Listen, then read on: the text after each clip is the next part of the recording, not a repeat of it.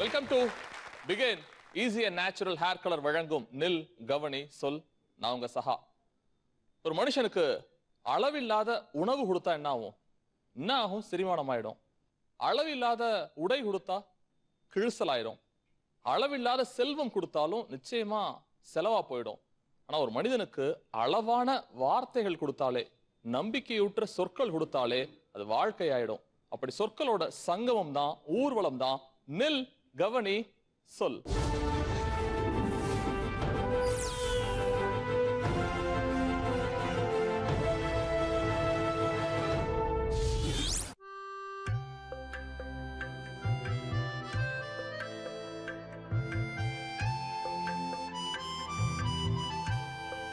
உலகின் முதல் அதிசயம் கடல். கடல்னு சொன்னாலே ஞாபகம் வர்றது அலை, இன்னொன்று மீன். கடல் தாயின் பிள்ளைகள் தான் நம் மீனவர்கள். கடலுக்கு இரை தேடி மீனவர்கள் போகிற போது தன் உயிரை பணைய வைப்பதுதான் மீனவர்களோட தொழில்.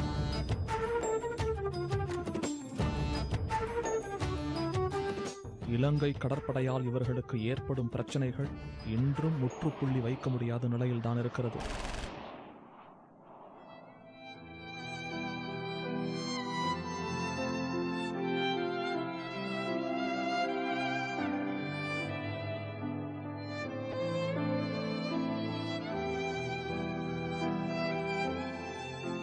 எத்தனை பிரச்சனைகள் வந்தாலும் எதிர்த்து போராடுபவர்கள் தான் நம் கடல் ராசாக்கள். தினந்தோறும் மீடியாக்களிலும் செய்தித்தாள்களிலும் கேள்விப்படுவது 25 பேரை இலங்கை கடற்படை கைது செய்து சிறையில் அடைத்தது. Sri Lankan Navy attacking fishermen in Rameshwaram. தமிழக மீனவர்களை இலங்கை கடற்படையினர் கைது செய்வதும் தாக்குதல் நடத்துவதும் தொடர்கதையாகி வருகிறது. Constant harassment Tamil fishermen face while working between India and Sri Lanka. Ramanathapuram மாவட்டத்தில் மீனவர்கள் பல்வேறு போராட்டங்களை நடத்தினர்.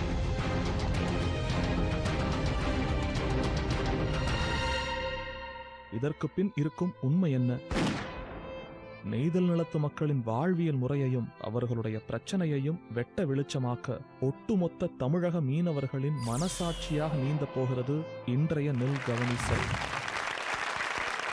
இன்று நில் கவனி சொல் மேடையில நான் சொன்ன மாதிரி சொல்ல போறோமா அப்படிங்கறத தாண்டி நீந்த போறாங்க. நீந்துதல் அப்படின்னாலே கடலோடிகள் தான். ஒரு ஆச்சரியமான உலகம். எல்லாத்துக்குமே, தரையில் வாழுகின்ற எல்லாருக்குமே ஒரு ஆச்சரியமான உலகம் அப்படின்னா கடல் தான். கடலிலேயே வாழ்க்கையை அர்ப்பணிக்கின்ற, கடல் மாதாவை வழிபடுகிற, கடலையே தெய்வமாக பாவிக்கின்ற மீனவர்கள் தான் வந்திருக்காங்க. முழுக்க மீனவர்கள் வந்திருக்காங்க. ரெண்டு பக்கமும் ஒரு பெரிய கைத்தட்டல்கள் உங்களுக்கு. கடல்னு வந்தாலே கவிதை வந்துரும், காதல் வந்துரும். உணர்வு ரீதியாவே அது ஒரு மாதிரி கடல்ல என்னடா இருக்கும்னு அந்த கரையில நின்று பாக்குறப்ப, ஒவ்வொரு அலையையும் பாக்குறப்ப உள்ள அந்த உலகம் எப்படி இருக்கும்னு நாங்களாம் நினைச்சுக்கிட்டு இருக்கோம். கடலை பிரதிபலிக்கிறதுக்காக தான் இங்க வந்திருக்கீங்க. கடலோட வாழ்க்கையை பிரதிபலிக்கிறதுக்காக, ரத்தமும் சதையுமா அந்த உறவுக்கும் கடலுக்கும் உங்களுக்கும் உள்ள அந்த உறவு இருக்குல்ல, அந்த பாலத்தை பிரதிபலிக்கிறதுக்காக தான் வந்திருக்கீங்க. மூத்த நபர்கள் நிறைய பேரை பாக்குறேன், பெண்களை பாக்குறேன். சந்தோஷமா இருக்கு நில் கவனி சொல் மேடை. எங்களுக்கெல்லாம் வாய்ப்பு இல்லை கடலுக்குள்ள போறதுக்கு. அதுக்கு முன்னாடி கடல்னாலே பாட்டு தான். சினிமாலே அப்படிதான் எடுப்பாங்க. கடல்னாலே பாட்டு. நீங்க அது படகுல போறப்பயோ, கப்பல்ல போறப்பயோ, ஏலேலோ ஐலசா உழைக்கும் வர்க்கம் எல்லாம் அந்த பாடல்களை பாடிதான் நாடி நரம்பெல்லாம் முறுக்கேற்றி உழைக்கின்ற ஒரு வர்க்கமா தான் உங்களை பாக்குறேன். அப்படிதான் நீங்களும் இருக்கீங்க. என்னென்ன பாடல்கள் அப்படிலாம் எங்களுக்கு தெரியணும். நீங்க அந்த கட்டுமரத்தை அப்படி கட்டுமஸ்தான உடல் மூலமா கொண்டு போறதா இருக்கட்டும், சின்ன சின்னதா வார்த்தைகளா இருக்கும். உங்க ஊர் சம்பந்தப்பட்ட பாட்டு, நீங்க பாடுற பாட்டு, அது 4 வரியா இருக்கலாம், வேற பாஷையா இருக்கலாம். சும்மா சின்ன சின்னதா இன்சிடென்ட்ஸ் ஞாபகம் உள்ளது மட்டும். எல்லா கடலோடி மீனவர்களுமே அது ஒரு நாட்டுப்படகு, விசைப்படகு. படகை கரையில் இழுக்கும் பொழுதும் சரி, அந்த படகை அவர்கள் ஓட்டும் பொழுதும் சரி, இந்த இயந்திரமயமாக்கப்பட்ட இந்த உலகத்திற்கு முன்னால் அந்த துடுப்புகளை வைத்து அவர்கள் பயணிக்கும் பொழுது ஏலோ ஈலோ, ஈலோன்னு வாங்கடா, வாங்கடா தோலா, வளர்ந்தா தருவேன், இந்த மாதிரி ஒரு உற்சாகத்துக்காக. Very good man. நீலவண்ண மேனிக்காரி எங்க கடலம்மா, எங்களை நல்லபடி வாழ வைப்பா பொங்கு கடலம்மா. நீலவண்ண மேனிக்காரி எங்க கடலம்மா, எங்களை நல்லபடி வாழ வைப்பா பொங்கு கடலம்மா. பெத்தவளை காத்திடுவா, நித்த நித்தம் தந்திடுவா. பெத்தவளை காத்திடுவா, நித்தம் நித்தம் தந்திடுவா. மேகத்திற்கு தாகம் தீர மழையாக கொட்டிடுவா. நீலவண்ண மேனிக்காரி எங்க கடலம்மா, எங்களை நல்லபடி வாழ வைப்பா பொங்கு கடலம்மா. கச்சாங்காத்து கடக்குண்டு அடிக்குது, கப்பலும் முப்பலும் மேலே பறக்குது, அச்சி முறியுது ஆணி காலரு நகரு மீறாவே நான் என்ன பாவம் செய்தேனோ. கடல் புறாவே கொஞ்சம் பறந்திடு, காணும் அந்த மீனவர்களை வாழ்த்தி பாடிடு. கடல் தண்ணிலே மரம் செலுத்தி மீன் பிடிப்போமே, ஏரிதனில் வலை போட்டு வாழ்ந்திட நாமே, நம்மை சுரண்டி வாழ்வோர்கள் விழுந்திட நாமே, மக்கள் சக்தி ஒன்றாய் கண்டு பயன் பெறுவோமே, நம் நாடு புது நாடாய் மாறிட நாமே, உழைப்போடு விழிப்புணர்ச்சி கண்டிடுவோமே. Very good very good very good very good. அருமைங்க, அருமை அருமை அருமை. காசுக்காக நிலத்துல நிறைய பயணம் பண்றோம் நாங்கெல்லாம். இங்க இருந்து அங்க போறோம், அங்க இருந்து இங்க வரோம் காசுக்காக. ஆனா கடலுக்காக, குறிப்பா கடலுக்குள்ள காசுக்காகவோ அல்லது உங்களோட வாழ்க்கைக்காகவோ, உங்களோட தொழில் பயண அனுபவம், முதல் அனுபவம், அந்த கன்னி அனுபவம் அப்படிம்பாங்கல்ல, அதை பத்த. அதாவது நான் வந்து 6th ஸ்டாண்டர்ட் படிக்கிறேன். 6th படிக்கும்போது எங்கள் ஆயா வீட்டுக்கு போயிருந்தேன், பனையூர் குப்பம். அப்போ பார்த்தீங்கன்னா அங்கே வந்து கோலாவலை போவாங்க. கோலாவலைன்னா பார்த்தீங்கன்னா அந்த நீல தண்ணி இருக்கக்கூடிய இடத்துல தான் போவாங்க, நீத்தல்னு சொல்லுவாங்க அது பேர். அப்போது எங்கள் மாமா அவங்க என்னை வந்து கோலாவலைக்கு போகிறோம் வா அப்படின்னு சொல்லிட்டு விடிய காலம் கிளம்புவாங்க. விடிய காலம் அவங்க கூட சேர்ந்து மரத்தில் ஏறிட்டேன். அண்டை கயிறுன்னு சொல்லுவாங்க, அண்டையை வந்து கட்டியிருப்பாங்க மரத்தில். அந்த கயிறை பிடிச்சிட்டு அப்படியே உட்காந்துட்டேன். எனக்கு பயம் பார்த்தீங்கன்னா அந்த அலையில் வந்து மரம் வந்து மேலும் கீழும் போயிட்டு வருது, சைடு வாக்குலேயும் அலையுது. அப்போ நான் என்ன பண்ணேன், அந்த கட்டு மரத்தினுடைய அண்டை கயிறை பிடிச்சிட்டு அப்படியே படுத்துட்டேன். எனக்கு பய உணர்வோட படுத்துட்டேன். இதான் கேட்குறேன், கியூட்டா சின்ன சின்னதா நீங்க சொல்லுங்களேன், அந்த ஃபீலிங் எப்படி இருந்துச்சு கடலுக்குள்ள போன முதல் அனுபவம்? கோலாமரம் சொல்லியிருந்தார் இல்லையா, நானும் அந்த கோலாமரத்துக்கு போயிருக்கேன். கோலாமரம் போகுது என்பதுன்னா என்ன சார் அப்படின்னா என்ன கோலாமரம்? அது ஒரு வகையான கோலா மீன். அது வந்து ரொம்ப கிட்டலாம் கிடையாது. அது வந்து 4 பக்கமும் கடல் மட்டும்தான் தெரியும். அப்போல்லாம் வந்து பாய் மரத்தை மட்டுமே தான் பயன்படுத்திட்டு போவோம். இப்போ இருக்க மாதிரி என்ஜின்லாம் கிடையாது. அப்படி அந்த மாதிரியான சின்ன வயசில் அந்த கோலா மரத்துக்கு போகும் பொழுது அந்த கோலா மீன் வந்து குட்டி குட்டியாக மீன்கள் பறக்கும். நான் சொன்னேன் கோலா மீன் பறக்குது அப்படின்னு சொன்னேன். அவன் உடனே சொன்னாங்க கோலா மீன் சொல்லக்கூடாதுப்பா, அது காவலாளி அப்படின்னு சொல்லுவாங்க. இன்னொரு விஷயம் என்னன்னா, நீங்கள் ஐயப்பன் கோயிலுக்கு போனீங்கன்னா எப்படி நம்ம வந்து பயபக்தியோட எந்த மாலை போட்டுக்கிட்டு தீட்டுப்படாமல் நைட்டு வீட்டிலையும் தங்க மாட்டாங்க, அவங்க வெளியில் தான் படுப்பாங்க, அந்த மாதிரிலாம் இருந்தது. அதை மாதிரி பார்த்தீங்கன்னா இந்த கோலாமரம்னு போகக்கூடிய மரத்துக்கு மட்டும் அன்னைக்கு வந்து அவங்க வீட்டில் படுக்க மாட்டாங்க, எல்லாருமே கடற்கரை ஓரத்தில் தான் படுப்பாங்க. அது வந்து ஏன்னா போனவர் திரும்பி வர மாட்டார், ஏன்னா 4 மூலையிலும் வந்து கடல் அப்படிங்கிறதுனால எது கிழக்கு எது மேற்கு எதுவுமே தெரியாது. கிட்டத்தட்ட 6 மணி நேரம் மேலே கட்டுமரத்தில் பயணம் செய்யணும். அந்த மாதிரியான ஒரு தூரமான ஒரு இடம். அந்த மீனை நீங்கள் கோலா மீன் சொல்லிட்டீங்கன்னா ஒரு மீன் கூட நீங்கள் பிடிக்க முடியாது. அன்றைக்கு முழுக்கவே என்ன பார்த்தீங்கன்னா ஒரு மீன் கூட பிடிக்கல. போனவங்க என்னை தலையில் கொட்டுறாங்க, உன்னால தான்டா இந்த மாதிரி ஆகிப்போச்சு, நீ பாட்டு அதை கோலா மீன் சொல்லிட்ட, காவலாளின்னு சொல்லி தோப்புக்காரணம் போடு அப்படின்னு நாங்கள் தோப்புக்காரணம் போட வச்சாங்க. அந்த மாதிரியான ஒரு அனுபவம் எனக்கு இருக்கு. இதான் அனுபவமே. அழகா சொன்னாருங்க அந்த விஷயத்தை. அவரு பயபக்தியா ஒரு சபரிமலைக்கு போற மாதிரி பயபக்தியா இப்படி நீங்க கடலுக்குள்ள போன முதல் அனுபவம் எப்படி இருந்துச்சு? முட்டம் என்கிற கன்னியாகுமரி கிராமத்துல இருந்து வந்திருக்கிறேன். முட்டம் நீங்க நிறைய சினிமாக்கள்லாம் அங்கதான் எடுப்பாங்க. சினிமாக்களுக்கு பேர் போன இடம். பாரதி ராஜா அவர்கள் வந்து தொடர்ந்து படம் எடுக்கக்கூடிய இடம். நான் பள்ளிக்கூடம் படிக்கிற நேரத்துல, லீவ் விடுமுறை நேரத்துல நான் கட்டுமரத்துல மீன் பிடிக்க போவோம். அப்படி போகும்போது முதல்ல யார் தொழிலுக்கு போனாலும் அவங்களுக்கு வந்து கடலுக்குள்ள வாமிட்டு வரும். சாப்பிட்ட நீராகாரம் எல்லாமே வெளியில வந்துடும். சில நேரம் ரத்தம் கூட எங்களுக்கு வந்துடும். நான் போகும்போதெல்லாம் ஒவ்வொரு நாளும் வாந்தி எடுப்பேன். என்னை வந்து அவங்க தயார்படுத்துவாங்க, உப்பு தண்ணி எடுத்து நீ வாயில குடி, கொஞ்சம் குடிச்சேன்னா அது வாமிட்டு நின்று போயிடும் அப்படின்னு சொல்லுவாங்க. அதே மாதிரி நாங்கள் பாயை கட்டி இழுத்து வச்சு ஓடும்போது சில நேரம் பாய் கிழிஞ்சு போவோம், சில நேரம் தலை குப்புற படகூட உள்ள போய் விழுவோம். அந்த கடலுக்குள்ள நாங்க ஒரு நேரம் படுறோம் பாருங்க, அந்த படகை நிமித்துறதுக்கு உயிர் போய் உயிர் வரும் எங்களுக்கு. நான் 1968 கல்லூரியில் படிக்கும் வரைக்கும் எனக்கு கடல் தெரியாது. 68 கல்லூரியில் படிக்கும்போது லீவுக்கு போகும்போது நான் கடலுக்கு போகிற ஒரு ஆசை ஏற்பட்டு எனது உறவினர்கள் எல்லாருமே கடலுக்கு போகிறவங்க தான். அதனால் நானும் செல்லணும்னு கடலுக்கு போயிருக்கும்போது விடிய காலம் 3 மணிக்கெல்லாம் என்னை எழுப்பிட்டு போயிட்டாங்க. 3 மணிக்கு எழுப்பிட்டு போகும்போது நான் எங்கே போகிறேன், முதல்ல போகும்போது வெளிச்சம் மட்டும் தெரிஞ்சது, போக போக ஊரே மறைஞ்சிருச்சு. அப்புறம் ஒரு விடிய காலம் ஒரு 6-7 மணிக்கு வந்தால் ஊரே தெரியல. அப்போ அங்கேருந்து நீங்கள் இங்கே இருக்கிறீங்களே, நமக்கு எப்படி ஊருக்கு போய் சேருவோம்னு எனக்கு ஒரு சந்தேகம் கேட்டேன். இப்போ நண்பர் சொன்ன மாதிரி வாந்தி எடுத்து மூளையில் வந்து அணியம்னு சொல்லுவாங்க, அணியத்தில் என்னை கொண்டு தூக்கி அந்த உமங்களுக்கு இதில் பக்கத்தில் தூக்கி கொண்டு போட்டாங்க. நான் உயிரோடு இருக்கானா இல்லையான்னு எனக்கே சந்தேகம். அந்த நிலைமைக்கு வாந்தி எடுத்து, ஏன்னா முதல் நாள் அனுபவம், அப்போ போயிட்டு விடிய காலம் அந்த கல்றால் உலை அந்த இறால்லாம் அந்த கழிச்சு எடுத்து உள்ளே போட்ட பிறகு திரும்பி வரும்போது ஒரு எண்ணெய் படலை மாதிரி தெரிஞ்சது. அப்போ நான் சொன்னேன், இது என்ன ஒரு மாதிரி எண்ணெய் மாதிரி இருக்குன்னு கேட்டேன், சந்தேகம் கேட்டேன். அப்போ கொஞ்சம் தெளிவு வந்தது. அதில் வந்து ஒரு பெரிய திமிங்கலம் போகுது. அது போகும்போது ஒரு எண்ணெயை வந்து அந்த இடத்துல தெரியும். அப்போ அந்த இடத்துல அந்த மீன் இருக்கிறதுனால இந்த படகை வந்து ஓரமாக கொண்டு போகணும், அதுக்கு தகுந்த மாதிரி ஓரமாக கொண்டு போனாங்க. ஆனால் அந்த நேரம் வந்து ஒரு பெரிய ஆளினா பெரிய வெள்ளம் வருது. வரும்போது அந்த மீனுக்கு பயந்து ஆளியில் போய் படகு சொருகுது. அப்போவும் எனக்கு ஒரு பயன்தான். இருந்தாலும் கடவுள் புண்ணியத்தில் இப்படியே கரை வந்து சேர்ந்தேன். அதுக்கு பிறகு அடிக்கடி போய் லீவுகளில் போய் நல்ல பழக்கம் ஏற்பட்டது. அதன் பிறகு ஊரை விட்டு வந்து இங்கே சென்னையில் இருக்கேன். என்னுடைய முதல் அனுபவம் வந்து கடலோரத்தில், அதாவது என்னை விட சின்ன பையனை ஒருத்தர் நான் கூட்டுன்னு வேலைக்கு போயிருக்கேன். அந்த சமயத்தில் கடலில் நல்ல தெளிவான நீர். அந்த நீரில் ஒரு பெரிய மீன் வந்து என்னுடைய பக்கத்தில் நின்று போச்சு. அந்த சமயத்தில் என்னால் வந்து நான் எனக்கு ஒரு பயம் இருந்து, அதே சமயத்தில் என் பக்கத்தில் சின்ன பையன், அவனுக்கு அனுபவம் இல்லை, என்னுடைய சின்ன பையன், அவனை வச்சுக்கு நான் எப்படி சரி பண்ணுறதுன்னு சொல்லிட்டு ரொம்ப கஷ்டப்பட்டு இருந்தேன். வெறும் பாய் மரம்னு சொல்லிட்டு ஒரு 2 மீட்டர் நீளம் இருக்கும். அந்த நீளத்தை வச்சு கரெக்டாக அந்த சமயத்தில் வந்து அந்த கண்ணை பார்த்து குத்தின உடனே கரெக்டாக அது போய் சேர்ந்துடுச்சு. அதுக்கப்புறம் எங்கே வருமோ எது வருமோன்னு சொல்லிட்டு நான் தனியாக நிற்கிறேன். எங்கேயும் பக்கத்தில் எதுவும் போட்டு மரம் எதுவுமே கிடையாது. அதில் எனக்கு முதல் அனுபவம் பயங்கரமான அனுபவம். கடலுக்குள்ள நீங்க மீன் பிடிக்க போறப்ப அது ஒரு 14 நாள் இருக்கலாம், 4 நாள் இருக்கலாம், 5 நாள் இருக்கலாம். அந்த மாதிரி உங்க புருஷன் அங்க போயிட்டாரே என்ன ஆகுமோ ஏதாகுமோங்கிற ஏக்கம் உங்களுக்கு இருக்கும். அந்த 15 நாளோ 20 நாளோ 45 நாளோ என்ன பண்ணுவீங்க நீங்க? உங்க மனநிலை எப்படி இருக்கும்? வீட்டுல என்ன நடக்கும்? இப்பாவது நம்ம போன் நல்லா வச்சுன்னு இருக்கிறாங்க. அப்போல்லாம் அது கிடையாது. நாங்கள் போயிட்டு இருக்கிறவங்க வர்த்தாட்டாவும் அழுதுன்னு தான் சார் இருப்போம். குழந்தைங்களாம் வச்சுன்னு எங்கள் அம்மாவங்கெல்லாம் வந்து அழுதுன்னு தான் இருப்பாங்க. அந்த காற்று அடித்தாலோ மழை பெஞ்சாலோ என்ன ஆயிடுச்சோ அந்த தெய்வத்தை வேண்டிங்கனால, கடல் தேவதை வேண்டிங்கனால, ஒரு கிராம தெய்வத்தை வேண்டினால கடலோரம் தான் சார் காத்துன்னு இருப்பாங்க. வீட்டில் தூங்க மாட்டாங்க. நைட்டில் தூங்குறப்ப மட்டும்தான். பொழுது விஞ்சிதோன்னு கடலோரம் தான் சார் இருப்போம். நாங்கள் அவங்க வர்த்தாட்டாவும் எப்போ வந்து அவங்க கருமுகம் வந்து அவங்க முகத்தை பார்க்கத்தாட்டாவும் நாங்கள் அழுதுன்னு தான் சார் இருப்போம்.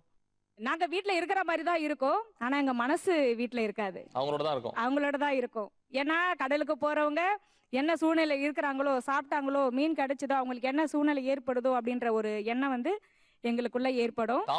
தாம்பத்தியம் அந்யோன்யம்னு நிறைய சொல்றாங்க. நான் நிஜமா மீனவர் குடும்பத்துல தான் அதை பாக்குறேன். அவருக்காக நீங்க ஏங்குறதும், உங்களுக்காக அவங்க ஏங்குறதும், பக்கத்துல இல்லாட்டியுமே தொலை தூரத்துல இருந்தாலும் ஒவ்வொரு நிமிஷமும் அதை பத்தின ஒரு நினைப்பு இருக்குல்ல. கொல்லுங்க ஆளை, சரியா சாப்பிட முடியாது, இவங்களும் சரியா சாப்பிட முடியாது. யோசிச்சு பாருங்களேன் அந்த ஒரு நிலைமைய. இங்க இருக்க பெண்கள்ட்ட தான் கேட்கணும்னு ஆசைப்படுறேன். அவங்க போயிட்டாங்கன்னு சொன்னா நாங்க குளிச்சுட்டு கோயிலுக்கு போறதும் சாமி கும்பிட்றதும் எங்களுக்கு வந்து நல்ல மாதிரி புருஷனை எங்களுக்கு அனுப்பி வைக்கணும். மீன் கிடைக்குதோ கிடைக்கலையோ, ஆனா எங்க புருஷன் மாதிரி பிள்ளை மாதிரி எங்க வீட்டுங்களுக்கு வரணும். மீன் கிடைக்குதோ இல்லையோ என் புருஷன் திருப்பி கிடைக்கணும். எங்க புருஷனுங்க எங்களுக்கு சந்தோஷமா வரணும். என்ன செய்வீங்க? அவர் வந்துட்டாரு, போயிட்டு வந்துட்டாரு, உங்க வீட்டுக்காரு வந்துட்டாரு, அவங்கள பார்த்தோன்னே ஒரு ஆனந்த கண்ணீர் வந்துடும். சினிமால வர மாதிரி ஓடி போய் கட்டி கட்டி பிடிச்சிக்கிட்டு சந்தோஷம். அவங்க வந்துட்ட பிறகு மீனை பார்ப்போம். மீனை ஆப்பிடுச்சா இல்லையா? கடல் உலகம்ங்கிறது பெருசு. இங்க இருக்கிற தாவரங்களை விட, இங்க இருக்கிற உயிர்களை விட கடலுக்குள்ள இருக்கிற உயிர்கள் வந்து ஜாஸ்தி. எங்களுக்கு தெரியாது வேற. அந்த உலகத்தை எங்களுக்கு அறிமுகப்படுத்துங்க. என்னென்ன விஷயங்கள்லாம் கடலுக்குள்ள இருக்கு? அதாவது சார், கரையில இருக்கிறத விட கடல்ல இருக்கிற விலங்கினங்கள் அதிகம். 10 மடங்கு, 20 மடங்கு, 30 மடங்கு அதிகமாக சொல்லலாம். அதே மாதிரி கரையில் உள்ள மலைகளை விட கடல்ல இருக்கிற மலைகள் வந்து அதிகம். நீங்க பார்த்த அதிசயங்களா? நான் எனக்கு 7 வயசு இருக்கும். அப்போ 7 வயசு இருக்கும். முதல்ல நான் வந்து கடலுக்கு எங்கள் அப்பா கூட அந்த ஸ்கூல் விட்டு லீவு டைமில் என்னை கூப்பிட்டு போகிறாங்க. தூண்டில், அதாவது தூண்டிலாம் லைனுன்னு சொல்லுவாங்க. அதில் 100 முள் 200 முள் இப்படி மலைச்சி இது தொங்க விட்டுருப்பாங்க. அதில் பழைய இந்த பொடி மீனுங்களை பிடிச்சி அதில் கோத்து அது தூண்டில் போகிற வழக்கம். அதுக்கு என்னை கூப்பிட்டு போகும்போது குறைஞ்சது ஒரு 150 மீட்ரு, அதாவது நம்ம கரையே தெரியாது, கோடு மாதிரி தெரியும், சின்ன கோடு மாதிரி தெரியும். அதுவும் சில நேரத்தில் தெரியாது. அங்கே போயிட்டு லைன் விட்டுட்டு வரும்போது எதிர்காத்து, கோடை காத்துன்னு சொல்கிறோம் இல்லைங்களா? இந்த கோடை காற்று அடித்த உடனே பாய் மரம் தான். இப்போது பாய் மரத்தில் போகும்போது திசை திரும்ப மரம் வந்து பாயோட திசை திருப்பி அந்த காற்று வழியிலே போகணும். போயிட்டே இருக்கும்போது இரவு ஆயிடுச்சு. இரவான உடனே சுமார் ஒரு 7 மணி இருக்கும். அப்போ வந்து ஒன்றும் கடலுக்குள்ளே எதுவுமே தெரியாது. தண்ணி மட்டும்தான், நம்ம இருக்கிற இடம் மட்டும் தண்ணி மட்டும் தான் தெரியும். அந்த நிலவு வெளிச்சம் இருந்துச்சுன்னா ஓரளவுக்கு நமக்கு சுற்றி இருக்கிற வெளிச்சம் தெரியும். அப்படி வந்துட்டு இருக்கும்போது ஒரு மலை மாதிரி வந்து முன்னாடி மரத்துக்கு முன்னாடி இடிக்கும்போது என்னன்னு சொல்லிட்டு நாங்கள் தூக்கம் வரல. எனக்கு பயம் ஒரு பக்கம் இருக்குது. இப்போ எனக்கு புதுசு, அன்றைக்கி தான் ஃபஸ்ட் டைம் போயிருக்கேன். எனக்கு பயம் வரும். இந்த பயத்தில் என்ன பண்ண தூக்கம் இல்லாமல் இருக்கும்போது மரம் இடிச்சிட்ட உடனே எங்கள் அப்பா என்ன பண்ணார், போயிட்டு இந்த பாயை இழுத்து கீழே போட்டுட்டு போயிட்டு என்ன பண்ணாரு, இது ஒரு தலான்னு சொல்லுவோம், அந்த தலாவை எடுத்து முன்னாடி இது பண்ணி மரத்தை திருப்புறார். திருப்பும்போது நான் என்ன சொன்னேன், நான் என்ன பண்ணிட்டு தூக்கம் வரலன்னு சொல்லிட்டு தூண்டில் எடுத்துகிட்டு போயிட்டு இப்படி எட்டி பார்த்தோன்னா மீனுங்க நிறைய ஓடுது கீழே, பெரிய பெரிய மீனுங்க சின்ன மீனுங்க நிறைய. அப்போ அந்த தூண்டில் எடுக்கும்போது என்ன பண்ணேன், எங்கள் அப்பா வந்து ஒரு அடி அடித்தார் தலையில். என்னத்துக்கு படிக்கிறீங்க, கம்முன்னு உட்கார்றா அப்படின்னாரு. ஏன் அப்படின்னா, மீன் நிறைய மேய்து பிடிக்கலாம் அப்படின்னு நான் சொன்னேன். அப்போ அவர் சொல்கிறார், அந்த மீன்லாம் பிடிக்கூடாது, நீங்கள் விடையமாக உட்கார்றா அப்படின்னு போயிட்டார். எங்கள் சித்தப்பா கூட என்ன பிடிச்சிக்க அப்படின்னு சொல்லிட்டு மரத்தை தள்ளிட்டு இடமேல வராங்க. அப்போ வந்து ஒரு 100 மீட்டர் 200 மீட்டர் இடமேல வந்த உடனே சொல்கிறாங்க, அது மலையும் இல்லை எதுவும் இல்லைடா, அது மீன் பணவாயின்னு சொல்லுவாங்க, அது பேர். இந்த ஷெட்டை விட 2 மடங்கு 3 மடங்கு அதிகமாக இருக்கும் நீட்டில். இவ்வளோ பெருசா? நீட்டு அன்னையோட முடிவு பண்ண தூண்டில் மரம் கட்டு மரத்துக்கு போகிறதே இழந்துட்டான் அன்றைக்கி. இது மாதிரி தான் நான் கேட்குறேன். அது சொன்னது ரொம்ப சுவாரஸ்யமா இருந்துச்சு. இப்படி ஒரு திமிங்கலத்தெல்லாம் வாழ்க்கையில பார்க்க முடியாது. நான் அவர் சொன்ன அந்த அந்த அளவுகோல் இருக்குல்ல, அப்போ அவ்வளோ பிரம்மாண்டமா ஒன்று இருக்காடா, அதெல்லாம் கப்பல்லாம் தூக்கி போட்டுருங்களா? அது தெய்வத்துக்கு கட்டுப்படு. ஓகே, அது மாதிரி என்னென்ன விஷயங்கள், விசித்திரமான விஷயங்கள் கடற்குள்ள இருந்து பார்த்துருக்கீங்க சார்? கடல்ல இப்போ வந்து ஜல்லி பீஸ்னு ஒன்று இருக்கும். அது 1 2 இருக்கிறப்போ அதனுடைய அழகு தெரியாது. மாப்பா கிளம்போம். மாப்பானா குறைஞ்சபட்சம் 1000 கணக்கான ஜல்லி பீஸுங்க வந்து பூமியில இருந்து மேலே கிளம்பக்கூடிய தன்மை உள்ளது. அது மேலே கிளம்புனோன்னு அதனுடைய அழகு பார்க்கறதுக்கு 1000 கண்ணு இருந்தாலும் பத்தாது சார். போட்டு போனா கூட அந்த போட்டு அந்த இடத்துல தட்டும். அது மாதிரியான அழகு கொடுக்க வேண்டியது ஜல்லி பீஸ். அந்த இதுவை நான் பார்த்துருக்கேன். Very good. கண்கொள்ளா காட்சி இல்லை அது, நிஜமா.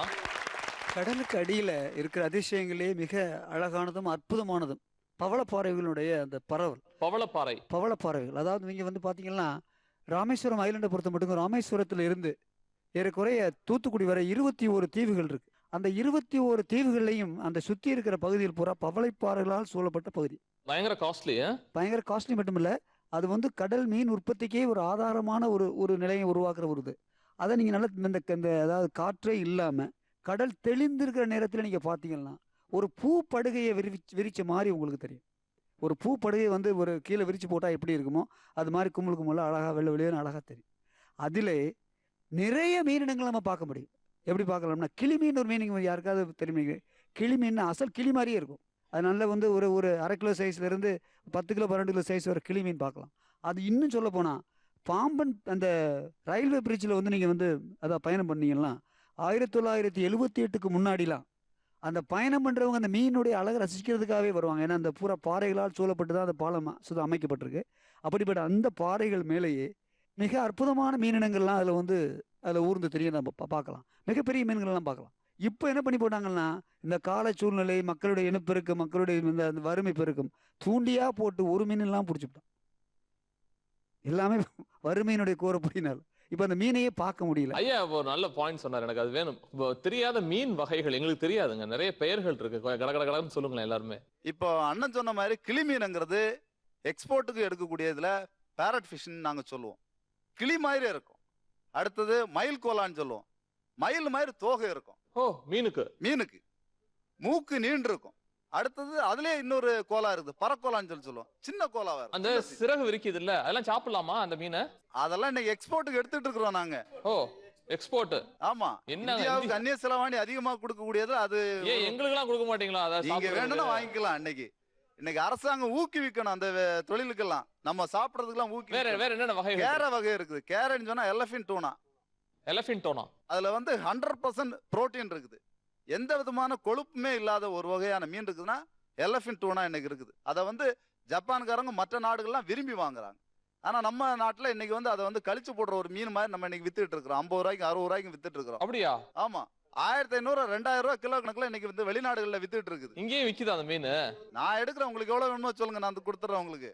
கேரை வேற என்ன இருக்கு? வரிசூரை இருக்குது, ரத்த சூரை இருக்குது, கேரை இருக்குது, மயில் கோலா இருக்குது, யாமங்கோலா இருக்குது, புள்ளித்திருக்க இருக்குது, திருக்க இருக்குது, காரல் இருக்குது, பால் காரல் இருக்குது, சொரா இருக்குது, சதக்காரல் இருக்குது. உடுப்பாத்தின்னு ஒரு மீன் இருக்கு சார். உடும்பு மாதிரியே இருக்கும் மீன். அது பேர் என்ன? உடுப்பாத்தின்னு சொல்லுவாங்க. உடுப்பாத்தி உடும்பு மாதிரி இருக்குமா? நான் அப்பப்ப பயலில் சொல்லிட்டு இருக்கேன், வேற ஒண்ணுல, தப்பா எடுத்துக்காதீங்க. வேற வலுவான ஒரு மீன் இருக்கு சார், சொரா மாதிரி தான் அதுவும். அது என்ன பண்ண, குடலை எடுத்து வெளியே போட்டுரும். வயிற்றுக்குள்ள அதனுடைய குடலை எடுத்து வெளியே போட்டுரும். அதுவே போடுமா? அதுவே வெளியே எடுத்து போட்டுரும். வெளியே எடுத்து போட்டா குறிப்பிட்ட அளவு மேலே மிதந்து கிடக்கும் தண்ணிக்குள்ள. அப்போ வந்து பறவைகள்லாம் வந்து என்ன பண்ணும், அதில் உட்காரும். அந்த குடல் மேலே உட்காந்துட்டு கொத்திக்கிட்டே இருக்கும்போது அதை அப்படியே தூக்கி உள்ளே இழுத்துக்கும். ஓய் வழுவத்துக்கு அந்த ஒரு சிறப்பு இருக்கு. இப்போ அந்த குடல் மேலே வரும்போது அது பறவைகள் என்ன பண்ணும், அதை வந்து மேலே உட்காந்து கொத்திட்டு 1 லட்சம் ரூபாய்க்கு மீன் 1 லட்சம் ரூபாய்க்கு மீன் ஒருத்தர் சொல்லிட்டே இருக்காருங்க. அந்த மைக் கொடுங்களேன் அவர்கிட்ட. 1 லட்சம் ரூபாய்க்கு ஒரு மீனா? என்ன மீன் அது? அதாவது எங்க பகுதியில் அந்த மீனுக்கு பேர் வந்து கூரல்னு சொல்லுவாங்க. ஆனா முன்னாள் காலத்துல சாதாரணமா கொஞ்சம் விலைக்கு வித்த இந்த மீன் அதுக்குள்ள ஒரு நெட்டின்னு ஒன்று இருக்கு, அது எக்ஸ்போர்ட் பண்றான். அது 1 கிலோ வந்துகிட்டு 1 லட்சம் ரூபாய்.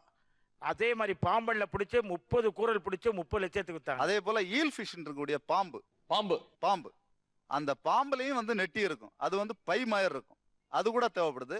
ஷார்க்கு சொராவுடைய ஃபின்னு, அந்த ஃபின்னு வந்து இன்னைக்கு ஒரு மீன் ஃபின்னு வந்து 8 லட்சத்துலேருந்து 10 லட்சம் ரூபா வரைக்கும் விற்கக்கூடிய சொரா பீலி இருக்குது.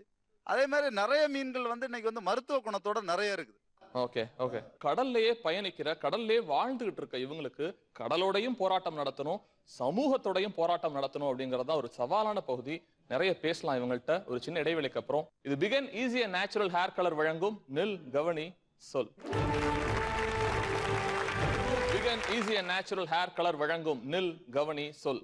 இயற்கையா நடக்கிற அட்வென்ச்சரஸ் யாராவது மாட்டிருக்கீங்களா? அதுல இருந்து மீண்டு வந்திருக்கீங்களா? பார்த்திருக்கீங்களா? அது புயலா இருக்கலாம், அது ஒரு சுனாமியா இருக்கலாம். அந்த மாதிரி இயற்கையா நடந்த அழிவுகள். 1991 ஏற்பட்ட புயல்ல என்னுடைய மாமனார் போட்ல போயிட்டு 2 பேர் தான் போனாங்க. அந்த போட்ல முதல்ல 8 பேர் போனாங்க, அதில் 6 பேர் தண்ணியில் இறங்கிட்டாங்க.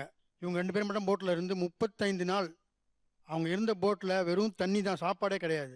என்ஜின் பழுதாயிட்டு காற்று போக்கில் போய் அந்த போட்டு வந்து 35 நாள் பொறுத்து பங்களாதேஷில் போய் கரை தட்டியிருக்கு. அந்த போட்டில் அவங்க சாப்பாடு இல்லாமல் வெறும் தண்ணி குடிச்சிக்கிட்டு சொன்னாங்க இல்லைங்களா கடல் ஆமை, அந்த கடல் ஆமையை பிடிச்சி அதை சாப்பிட்டு 35 நாள் உயிர் வாழ்ந்துக்கிறாங்க. எங்க சித்தப்பா வந்து தொழிலுக்கு போனார். 3 நாள் கடலுக்கு போனவர் ஒரு 20 நாளாயும் கரைக்கு திரும்பல. அவர் கரைக்கு வந்ததுக்கு அப்புறம் நாங்க அவரை கேட்டோம், எப்படி உங்களுடைய இது இருந்தது அப்படின்னு கேட்கும்போது சொன்னாரு, நாங்க செத்து போயிட்டேன்னு நினைச்சோம்ப்பா. கடலுக்குள்ள போனோம், போட்டு ரிப்பேர் ஆயிடுச்சு போச்சு, காத்துல அடிச்சுட்டு போய் எங்கேயோ போயிடுச்சு, இங்க ஹெலிகாப்டர் எல்லாம் நாங்க படகெல்லாம் விட்டு தேடி பார்த்தோம், கிடைக்கவே இல்லை. அதுக்கப்புறம் அவங்க கடல்ல மழை பெஞ்சது, மழை தண்ணியை நாங்க பிடிச்சு வச்சு குடிச்சோம். மீனை அங்கேயே எங்கிட்ட இருந்த ரேஷன் எல்லாம் காலி ஆனதுக்கப்புறம் டீசலை வச்சு மீனை அவிச்சு சாப்பிட்டு இருந்தோம். அங்கே கிடைக்கக்கூடிய ஒரு சில மீன், மற்றபடி மழை தண்ணி இதே வச்சு தான் நாங்கள் இவ்வளோ நாள் உயிரோட இருந்தோம். கடைசியாக செத்துட்டோன்னே நினச்சோம். காற்றே அடித்து திரும்ப அவங்க கட்டியிருந்த லுங்கி மற்ற மேலே போட்டுக்கக்கூடிய அந்த டாப் எல்லாத்தையும் கழட்டி வச்சு காற்றுக்கு தகுந்த மாதிரி ஓடி கரைக்கு வந்து சேர்ந்தாங்க. அதுக்கப்புறம் இதே மாதிரி கார்த்திகை மாதம் கார்த்திகை தீபம் நமக்கு ஏற்றுற நேரத்தில் காசிமேட்டில் வந்து விசைப்படகு எல்லாமே தொழிலுக்கு போக மாட்டோம், கட்டிடுவாங்க. அதுக்கு முன்னாடி ஒரு வாரத்துக்கு முன்னாடி தொழிலுக்கு போன எங்கள் படகு வந்து இதே மாதிரி காணாமல் போய் இன்னைக்கு வரையும் ஆச்சு. 23-24 வருஷம் ஆகுது. எங்கள் அப்பாவுக்கு தம்பி வந்து கடலுக்கு போனவர் இது வரைக்கும் கிடைக்கவே இல்லை. 7 பேர் அந்த படகுல இருந்தவங்க அத்தனை பேருமே இறந்துட்டாங்க. இது வரைக்கும் அவங்க எங்கே இருக்கிறாங்க, உயிரோட இருக்கிறாங்களா இல்லையா தெரியாது. அவங்க பிள்ளைங்கள்லாம் இன்னைக்கு வந்து ஒரு ஆம்பளை பையன் ஒரு பொம்பளை பிள்ளைங்க இருக்குது. எல்லாம் ரொம்ப கஷ்டத்துலையும் இன்னைக்கு வாழ்ந்துகிட்டு இருக்கிறாங்க. இப்படிதான் கடல் உலகத்துக்குள்ள போகக்கூடிய எங்களுடைய வாழ்க்கை இருக்கு. மீன் பிடிக்கிறதுல ஏற்படுற பிரச்சனைகள் என்ன, அதை பேசுவோம். என்னென்ன பிரச்சனைகள் இருக்கு? மீனோட நிலை எப்படி என்றால், இந்த தேனும் உடனே கண்ட இடத்துல, அதாவது ஒருவன் கண்பட்டு உடைந்ததாம் மண்டபம் அப்படின்னு சொன்ன மாதிரி, அந்த மீனை பிடிப்பதிலே ஆர்வமாக செல்ல வேண்டிய ஒரு சூழ்நிலை வருகிறது. அதுக்கு ஒரு தடை கிடையாது. தடையாக சுவராக எங்கேயும் போடப்பட்டிருக்கா கடல்லன்னா இல்லை. அந்த அறிவு கட்டினபடி அந்த ஆசையின் காரணமாக நம்மளையா சுட்டுவிட போகிறான், யாரோ ஒருத்தர் சொல்கிறான்னா அவனுடைய நேர காலத்தில் போக வேண்டிய கட்டாயத்தில் போய்விடுகிறான். அதுக்கு ஒரு பெரிய தண்டனையாக உயிரை பறித்து விடுகிறார்கள் அந்த நாட்டில் இருக்கக்கூடிய இராணுவம். நான் தனுஷ்கோடி கடலில் நாங்கள் தொழில் செய்கிறோம், நாட்டு படகு வச்சு. நாட்டு படகுன்னு சொன்னால் இன்ஜின் பொருத்தப்படாத இந்த துடுப்புனாலே வளர்ச்சி செய்கிற தொழில். அது செய்யும்போது நாங்கள் அந்த 3 மைலுக்குள்ளேயே, கரையிலேருந்து 3 மைலுக்குள்ளேயே தான் எங்களுடைய தொழில். இது பாரம்பரியமான தொழில். எங்கள் அப்பன் பாட்டம் பூட்டம் காலத்துலேருந்து வரைக்கும் செஞ்சுட்டு வர்ற தொழில். அன்னைக்கு அந்த லாஞ்சிகள்லாம் வர்றதுக்கு முந்தி நல்லா சுதந்திரமாக எங்கள் இஷ்டத்துக்கு தொழில் செஞ்சு நல்ல லாபத்தோடு இருந்தோம். இப்போ லாஞ்சி வந்ததுக்கு பிறகு அவங்க 3 மைலுக்கு அந்த பக்கம் தான் பிடிக்கணும்னு சொல்லி விதிகள் இருந்தாலும் கூட நாங்கள் அந்த கரையில் தான் வந்து அவங்க இருக்கிறாங்க. ஏன் அது நாட்டு படகுக்கும் லான்ச்சுக்கும் எப்போ பார்த்தாலும் ஒரு போட்டி இருக்கு, என்ன காரணம்? ஏன் இதில் குறிப்பாக வந்து கட்டுமர மீனவர்கள், நாட்டு படகு மீனவர்கள், விசைப்படகு மீனவர்கள் 3 வகையான இது. இங்கே பார்த்தீங்கன்னா வந்து நாட்டு படகு கிடையாது, இங்கே கட்டுமரங்களை பயன்படுத்துவோம். தெற்குல வந்துட்டு கன்னியாகுமரி, தூத்துக்குடி அந்த மாதிரியான பகுதிகளில் நாட்டு படகை யூஸ் பண்ணுறது. பொதுவாக இந்த விசைப்படகுகள் வந்து கரையில் மீன் பிடிக்கக்கூடாது அப்படிங்கிற மாதிரியான ஒரு சட்டத்தை 1983 கொண்டு வந்தாங்க. 12 நாட்டிகள் மேலே தான் அனுமதிக்கப்பட்டது. ஏன் அந்த மாதிரியான விஷயங்கள்னா, மீன் பிடிக்கிற முறையில் 2 விதமான மீன்கள் இருக்குது. அதாவது பொதுவாகவே எல்லாமே வந்து இந்த கில்நெட் வலை தான் யூஸ் பண்ணுவாங்க. ஆரம்பங்களில் வந்துட்டு கடலில் வலையை போடுவோம், கீங்கா மெங்காங்கிற அளவுக்கு பண்ணுவாங்க. கட்டைகள் வந்து கல்லுகள் வந்து கீழே இருக்கும், கட்டைகள் மேலே இருக்கும். இந்த மெத்தடில் தான் நம்ம வந்து வலைகளை போட்டு மீன் பிடிக்கிற பாரம்பரியமான முறை. இந்த விசைப்படகுகள் உருவான பிறகு அவங்க ட்ரால் நெட்டுன்னு கொண்டு வந்தாங்க. ட்ரால் நெட் வந்து எப்படின்னா, அப்படியே டோட்டலாக தண்ணியில் வலையை போட்டு அப்படியே வலிக்கிறது, அப்படியே இழுத்துக்கிட்டு வருவாங்க. அதில் வந்து எல்லா வகையான மீன்களும், குறிப்பாக வந்து சின்ன சின்ன மீன்கள்ல இருந்து பெரிய பெரிய மீன்கள் வரலாம், அத்தனையுமே அள்ளி கொண்டு வந்துடக்கூடிய ஒரு சூழல் இருக்குது. அப்படி அள்ளி கொண்டு வரக்கூடிய சூழல் உருவாகிறதுனால பாரம்பரியமாக இந்த ட்ரெடிஷ்னலாக இந்த மெத்தடில் பிடிக்கக்கூடிய வலைகளில் இருக்கக்கூடிய மீன்கள் வந்து கிடைக்காது. ஏன்னா எல்லா மீன்களையும் அவர்கள் இது பண்ணுறதுனால மீன் வளம் அழியும். அதனால் சின்ன மீன்கள் அழியிறதுனால, குஞ்சுகள் அழியிறதுனால பெரிய மீன்களாக உருவாக முடியாது. அப்படிங்கிற ஒரு காரணத்தை வச்சு தான் அந்த போட்டுக்கும் படகுக்குமான சண்டைகள் வந்து நடந்துச்சு. இது வந்து தொடர்ந்து இங்கே சென்னையிலேயே ஒரு மிகப்பெரிய போராட்டமாக கூட மாறிச்சு. அது ஒரு பெரிய அடி வரையிலும் போய் கொலைகள் எல்லாம் போய் முடிந்து அரசு வந்து இதை சமாதானப்படுத்தக்கூடிய அளவுக்கு ஒரு பெரிய விஷயம். இந்த ட்ரால்நெட்டே வந்து பெரிய ஆபத்து அப்படின்னு நினச்சிட்டு இருந்த சூழல் போய் இன்றைக்கு வந்து சுருக்குமடி வலைகள் அப்படிங்கிறதெல்லாம் கொண்டு வந்துட்டாங்க. அது வந்து நீங்கள் பார்த்தீங்கன்னா, நீங்கள் கச்சத்தீவு பகுதிகளில் பார்த்தீங்கன்னா இன்றைக்கி வந்து அது பெரிய பிரச்சனை. இப்போ இலங்கை கடற்படை அதிகமாக நம்மளை வந்து துன்புறுத்துறாங்க, தாக்குறாங்க, சிறைப்பிடிக்கிறாங்க அப்படிங்கிற விஷயம் எல்லாமே கூட அவர்கள் சொல்லுகின்ற காரணம் என்னென்னா, அவர்கள் வந்து நாம் பிடிக்கக்கூடிய இந்த வகையான மெத்தடு, அதாவது நாட்டுப்படகு, கட்டுமரங்கள் பிடிக்கக்கூடிய வகைகள் தான் அவங்க வந்து மீன் பிடிச்சிட்டு இருக்காங்க. பொதுவாக வந்து மீன் பிடிக்கிற முறையில் வந்து 2 விதமான விஷயங்கள் இருக்குது. இந்த ட்ரால் நெட்டும் கில் நெட்டும் அப்படிங்கிற விஷயம். இப்போ நம்ம வந்து கில் நெட்டு மெத்தடில் பிடிக்கிறோம். இந்த கட்டுமரங்களும் பைப்பர் படகுகளும் நாட்டு படகுகளும் அவங்க வந்து அவங்க வந்து இந்த விஷயத்தில் என்ன நடக்குதுன்னா, அவங்க வந்து இந்த ட்ரால் நெட்டை யூஸ் பண்ணுறதே கிடையாது. இலங்கை மீனவர்கள் ட்ரால் நெட்டை யூஸ் பண்ணுறதே கிடையாது. அவங்க நாட்டில் வந்து அது ட்ரால் நெட்டுக்கு அனுமதி கிடையாது. அவங்க ஒன்லி கில் நெட் மட்டும்தான். அந்த வகையில் அவர்களுடைய மீனை நம்ம வந்து அள்ளிக்கிட்டோம், அவங்களுடைய மீனை நம்ம கொள்ளடிக்கிறோம் அப்படின்னு அவங்க நினைக்கிறாங்க. அந்த வகையில் தான் வந்து இங்கே பிரச்சனை இருக்குது. ஆனால் விஷயம் அது இல்லை.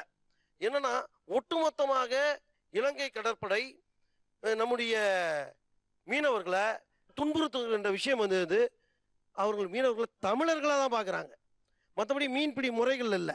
ஆனால் இந்த பிரச்சனை இங்கே நமக்குள்ளே இருக்குது. இந்த கில் நெட்டுக்கும் ட்ரால் நெட்டுக்கும் தொடர்ந்து ஒரு பிரச்சனை தொடர்ந்து இருந்துகிட்டே. இலங்கை பிரச்சனை அப்படிங்கிறது ஜியாகிரபிக்கலான தீர்வுன்னு தான் இருக்கா?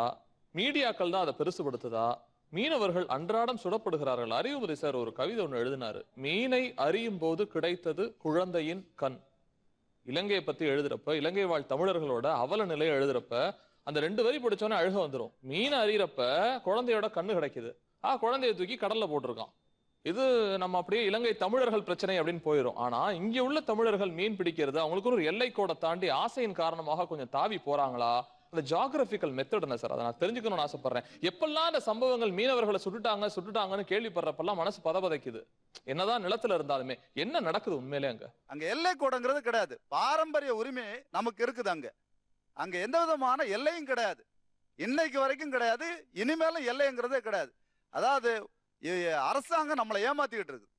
இந்தியாவுடைய பூகோள ரீதியா இருக்கக்கூடிய 2400 கடல் மைல் பரப்ப ஆளக்கூடிய வல்லமை இன்னைக்கு வந்து இந்தியாவுக்கு தான் கொடுத்துருக்குறாங்க. அதனாலதான் இன்னைக்கு வந்து அந்நிய நாட்டு கப்பல்களை சிறைப்பிடிக்கும் போது கூட நம்ம இந்தியா துருப்புகள் தான் போய் அவங்கள மீட்டுக்கிட்டு வர்றாங்க. இன்னைக்கு வந்து தீவிரவாதிகள் வந்து கப்பலை பிடிச்சிட்டாங்கன்னா போயிட்டு மற்ற நாடுகள் வர்றது கிடையாது. ஏன்னா 2400 கடல் பரப்பு வரைக்கும் ஆளக்கூடிய வல்லமையை வந்து உலக நாடுகள் வந்து இந்தியாவுக்கு தான் கொடுத்துருக்கு. அப்படி இருக்கும்போது எங்க எல்லை இருக்குது? கச்சத்தீவு பகுதியை தாண்டி இலங்கையை தாண்டி போய் மீன் பிடிக்கிற உரிமை தமிழர்களுக்கு இருக்குது, இந்திய மீனவர்களுக்கு இருக்குது. இதை வந்து அரசு வந்து நமக்கு வந்து 2ஆம் பட்சமா இன்னைக்கு பண்ணிக்கிட்டு இருக்கிறாங்க. இதுதான் இன்னைய நடைமுறை. ஆண்டுக்கு 2,70,000 கோடி கடல் உணவை வந்து வெளிநாட்டுக்கு ஏற்றுமதி பண்றோம். அதன் மூலயமா ஆண்டுக்கு 30,000 கோடி அந்நிய செலவை ஈட்டி தரோம் இந்திய அரசுக்கு. ஆனா இந்த அரசாங்கம் வந்து தொடர்ந்து மீனவர்கள் பிரச்சனையில வந்து ஒரு பாராமுகமா யாரும், அதாவது ஒரு துணிவோடு கேட்கக்கூடிய ஒரு நிலை இல்லை. இப்ப ஒரு சுண்டக்கா நாடு இலங்கை, அவன் பண்றான், அந்த மாதிரி பண்றானாக்கா தட்டி கேட்க வேண்டிய பொறுப்பு வல்லரசு நாடான இந்தியாவுக்கு இருக்கு. இது ஒரு மாற்றாந்தாய் மனப்பான்மை நடந்துக்கு. நான் கேட்கிறேன், இப்ப குஜராத் மீனவர்கள் வந்து பாகிஸ்தான்ல பிடிபடுறாங்க, அவர்களை வந்து நம்ம எதிரி நாடுன்னு சொல்றோம். ஆனா அவர்கள் வந்து கண்ணியமா நடத்துறாங்க, சிறை வைக்கிறாங்க. அதன் ஒரு குறிப்பிட்ட காலத்துக்கு பிறகு விசாரணை, அப்புறம் வந்து விடுதலை. ஒரிசா மீனவர்கள் வங்கதேசத்துல பிடிபடுறாங்க, பங்களாதேஷ்ல. அவர்கள் இதே நிலைதான். ஆனால் நட்பு நாடுன்னு சொல்லிக்கிற இலங்கை மட்டும் இந்த மாதிரி பண்றதை தட்டி கேட்க திராணி இல்லாத இந்த மத்திய அரசு, இதுதான் காரணமே ஒழிய வேற ஒண்ணுமே கிடையாது. ராமேஸ்வரம் ஏரியாவிலேருந்து வந்திருக்கோம். ஏறக்குறைய 860 படகுகள் அங்கே கிடக்கு. ஏறக்குறைய வந்து ஒரு 640 படகுகள் மண்டபத்தில் கிடக்குது. ஏறக்குறைய புதுக்கோட்டையில் ஒரு 400 போட்டு கிடக்குது, அதாவது ஜெகதாப்பட்டினம். அப்புறம் அதே மாதிரி வந்து அந்த கோட்டைப்பட்டினம் ஒரு 300 போட்டு கிடக்குது. ஏறக்குறைய 2000 சொச்சம் போட்டு என்ன விஷயம் சொல்லுங்க. சோன் பிடிக்கப்படுவதும், அதாவது மீனவர்கள் சித்திரவதைக்கு உள்ளாக்கப்படுவதும், அவர் உயிர்கள் பறிக்கப்படுவதும் தொடர் நிகழ்வா இருக்குது. இதுக்கு ஒரு மாட்டு தீர்வுன்னுங்கிற கேள்வி நம்ம எல்லாருமே வருதுல்ல. அதுக்கு நம்ம என்ன செஞ்சிருக்கோங்கிறது, அதாவது சரியா நடுவண் அரசும் சரியா செயல்படல, மாநில அரசும் செயல்படலன்னு சொல்லலாம். நீங்க மத்திய அரசாங்கமும் கிடையாது, மாநில அரசாங்கமும் கிடையாதுன்னா எதனால இந்த பிரச்சனை உருவாகுது? நம்மளுடைய தேவைகள் வந்து, அதாவது மீன் பிடிக்கிறவன் மீன் பிடிப்புல மட்டும்தானே பிழைக்க முடியும். வேற ஏதாவது மாற்று தொழில் அவனுக்கு இருக்குதா? அப்ப மீன் பிடிக்கிறவன் மீன் எங்க இருக்கு அங்க நோக்கி போய்கிட்டு இருக்கான். இதுதான் பிரச்சனை. நம்ம எல்லை தாண்டி போறோமான்னு கேக்குறேன். எல்லை தாண்டி போறது அதாவது நிச்சயம் சகசம் தானே. அதாவது எல்லை வந்து சொன்ன மாதிரி எல்லை மீனவனுக்கு எல்லை இல்லை. மீன் எங்க இருக்குது அங்க போவான், மீன் எங்க இருக்கு அங்க போவான். அதாவது மதியாத வீட்டுக்கு மிதியாதன்னு சொல்ற மாதிரி அவன் போக மாட்டான். ஆனா இவன் சுடுறான், போட்டுகளை பறிமுதல் பண்றான், நம்மளுடைய ஒட்டுமொத்த அந்த தொழில்நிலைக்கு சேதப்படுத்துறான். இருந்தும் போறோம்னா இதுல என்ன இருக்குது? அவன் மீன் பிடிக்கிற தவிர வேற தொழில் தெரியல. அதனால மீன் பிடிக்கத்தான் போறான். மீன் பிடிக்கிறவன் மாட்டிக்கிறான். இதுதான் பிரச்சனை. நிலம்னாலே எல்லை இருக்கு, நாடுனாலே எல்லை இருக்குன்னா கடலுக்கும் ஒரு எல்லை பகுதிங்கிறது பிரிச்சு வச்சிருப்பாங்க. என்னடா அது பொழுதுனைக்கும் இங்க சொல்றாங்க அப்படின்னு ஒண்ணு வரும். ஏன் இவங்க எதுவும் தப்பு பண்றாங்களா? பொதுமக்களுக்கு எழுகின்ற சந்தேகமே தான். அதை தீர்த்து வைங்கன்னு தான் சொல்றேன். இதுல எல்லை இருக்கு, எல்லை தாண்டி போறாங்கலாம் ஓகே. சாதாரணமா எங்க அம்மா பார்த்தாலோ தங்கச்சி பார்த்தாலோ ஏன் பொழுதுனைக்கு சொல்றாங்க? அந்த மீனவர்கள் போர்க்கோள் கொடுத்துக்கிட்டே இருக்காங்களே, ஒருவேளை இவங்க எல்லை தாண்டாங்களா இல்ல அவங்க அத்துமீறி நடக்கிறாங்களா? இது மட்டும் தான் சார் தேவை. கடலுக்கு உண்மையிலேயே வந்து அவர்கள் வந்து அரசு ரீதியாக எல்லைகளை வகுத்து வைத்திருக்கிறார்கள். ஆனா அந்த எல்லை வகுத்தல் என்பது கண்ணுக்கு தெரிந்தா என்பது கேட்டா அப்படி ஒரு எல்லை கிடையாது. இதான் விஷயம். அவங்க வந்து எல்லை வகுத்து வச்சிருக்கேன்னா எப்படி? இப்பதான் வந்து மத்திய அரசு, நீங்க ஒரு விஷயத்த கவனிச்சீங்கன்னா, இப்ப மோடி அரசு வந்த பிறகு எல்லைக்காக நாங்கள் மிதவையை அங்க கொண்டு வருவோம்னு இப்ப சொல்லியிருக்காங்க. அப்ப எப்போ இது? மோடி அரசு 2014க்கு பிறகுதான் வந்திருக்குது. இப்பதான் வந்து ஒரு எல்லைங்கிற ஒரு வார்த்தையே கொண்டு வராங்க. அந்த பகுதியில மிதவைகளை கொண்டு வருவோம், அதுதான் எல்லை அப்படின்றாங்க. அது வந்து தமிழக முதல்வர் இன்னைக்கு வந்து அந்த எல்லைகளை வந்து நாங்க ஏத்துக்க மாட்டோம். ஏன்னா கச்சத்தீவு என்பது பாரம்பரியமான தமிழகத்தினுடைய நிலப்பகுதி, இந்தியாவினுடைய ஒரு வகையான ஒரு நிலப்பகுதி, சேதுபதி மன்னருடைய ஆளுகையின் கீழே இருந்த நிலப்பகுதி, இந்தியாவினுடைய சர்வே நம்பர் கொண்ட நிலப்பகுதி. ஆகவே வந்து அது எங்களுடைய நிலப்பகுதிங்கிறத தான் நாங்கள் வந்து இன்னைக்கு வரையிலும் மீன் பிடிச்சிட்டு இருக்கோம். இப்போ இவர் சொல்லும்போது சொன்னார் நம்ம எல்லை தாண்டுறோன்னு. எல்லையே ஒன்று இல்லைங்கிறது இவருக்கு இன்னுமே தெரியலங்கிறது எனக்கு ஆச்சரியமா இருக்குது. ஏன்னா அங்கே எல்லையே கிடையாது. கச்சத்தீவு நம்மளது என்று சொன்னால் நாம் எல்லையை தாண்டவே இல்லை. அவங்க எல்லை இருப்பதாக வைத்துக் கொண்டாலும் கூட நம்ம எல்லையை தாண்டவே இல்லை. இதான் யதார்த்தம். இன்றைக்கு வரையிலும் நாம வந்து பாரம்பரியமான முறையில மீன் பிடிச்சிட்டு இருக்கோம். 2 நாட்டு மீனவர்களும் தொடர்ந்து பன்னெடுங்காலமாக அந்த பகுதியில் மீன் பிடிச்சிட்டு இருக்கோம். 1974 கச்சத்தீவு ஒப்பந்தம் 2 பிரதமர்களால் போடப்பட்டது. இந்திரா காந்தியும் சிரிமாவோ பண்டாரநாயக்காவும் போட்டப்பட்டாங்க. அந்த ஒப்பந்தத்துல சரத்து 5(6) மிக தெளிவாக கூறப்பட்டிருக்கு. என்னன்னா, கச்சத்தீவு பகுதியில மீன் பிடிக்கலாம், வலை உலர்த்தலாம், ஆலய வழிபாடு செய்யலாம், ஓய்வு எடுக்கலாம். மிக தெளிவா அந்த 74 கச்சத்தீவு ஒப்பந்தத்துல தெரிவு செய்யப்பட்டிருக்கிறது. அதற்கப்புறம் 76ல் அவர்கள் வந்து தன்னிச்சையாக 2 நாட்டு அதிகாரிகள் மட்டத்துல அரசோட கலந்து ஆலோசிக்காம அவர்கள் தன்னிச்சையாக அந்த சரத்துக்களை வந்து நீக்கிட்டேன் அப்படின்னு சொல்றாங்க. ஒரு சட்டம் இயற்றாமல், ஒரு பாராளுமன்றத்துல இந்திய அரசியலமைப்பு சட்டத்துல ஒரு சட்டம் இயற்றாமல் ஒரு இடத்த எங்கேயும் தாரை வார்த்தை கொடுத்துடவே முடியாது. 74லிருந்து 76 முடிஞ்ச பிறகு கூட பிரச்சனை இல்லை. 1983ல் இலங்கையில உள்நாட்டு கலவரம், விடுதலை புலிகள் மூலமாக ஒரு ஆயுதம் ஏந்திய போராட்டம் துவங்கிய பிறகுதான் இந்த பிரச்சனை துவங்குது. அதற்கு முன்னாடி 74, 76, 83 வரையிலும் ஒருத்தரும் மீனவர்கள் வந்து தாக்கப்படலை, சுடப்படலை, கொல்லப்படலை, வலைகள் அறுக்கப்படலை, நமக்கு வந்து இந்த துன்புறுத்தல் நடக்கல. உள்நாட்டு கலவரம் ஏற்பட்ட பிறகு ஆயுதமேந்திய போராட்டம் ஈழத்தமிழர்கள் வந்து அங்க கொண்டு வந்த பிறகுதான் இந்த பிரச்சனை துவங்குது. அன்றையிலிருந்து இன்றைக்கு 2014 வரையிலும் கிட்டத்தட்ட 850 மீனவர்கள் வந்து படுகொலை செய்யப்பட்டிருக்காங்க. பல ஆயிரக்கணக்கான மீனவர்கள் வந்து இன்றைக்கும் மனநலம் பாதிக்கப்பட்டு வாழக்கூடிய ஒரு சூழல். பல்வேறு மீனவர்கள் இன்னும் குண்டு காயங்களோட வாழ்ந்துட்டு இருக்காங்க.